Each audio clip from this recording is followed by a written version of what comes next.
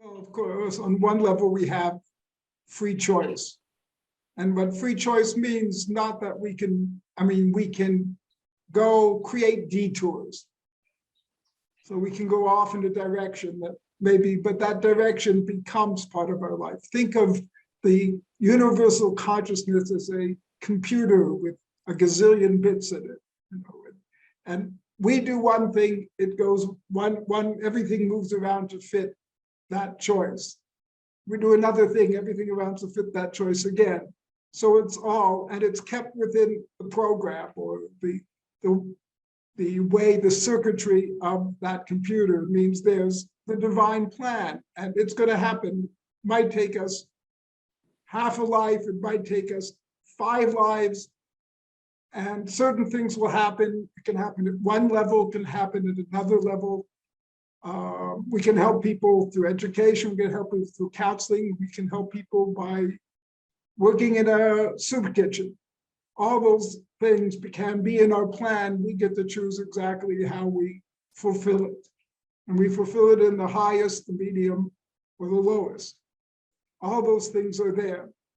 But on the other hand, it's definitely how the Baal Shem would understand this, and how most great teachers ultimately understand that everything is God speaking to us.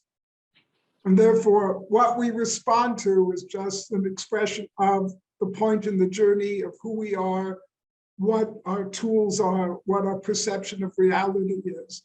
And that's where we go, because that's where we are, and that's the part of our journey. And sometimes it sounds like it's somebody, we say, well, there's a famous Ramakrishna parable about a man whose teacher tells him, his guru says, everything is one, everything is one. He's teaching this all the time. And then one day the man's walking down the street and someone calls out, wild elephant on the loose, get out of the way. And the man starts to run and he says, hold on, my teacher told me everything is one. So the elephant's also part of that oneness. So he stands there, gets trampled by the elephant and ends up in hospital. His guru comes to visit him. He says, what happened to you? He tells him, well, I was walking down the street. I heard someone call out, wild elephant on the loose, get out of the way. I started to run, but then I remembered your teaching, everything is one. And I stayed and got hit by the elephant. He says, and what about the person yelling, get out of the way, wild elephant? Wasn't that also part of God and part of the oneness and God talking? So everything's speaking, and we're responding from where we are, and that takes us on our journey.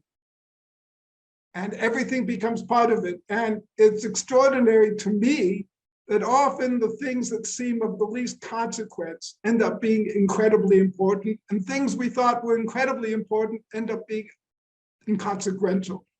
So God's got a plan, and we just do our best to go along with it and be in trust and faith that if we're trying to do our best, God will take care of us. And if we turn a little to one side, he'll push us back on the path, straight path.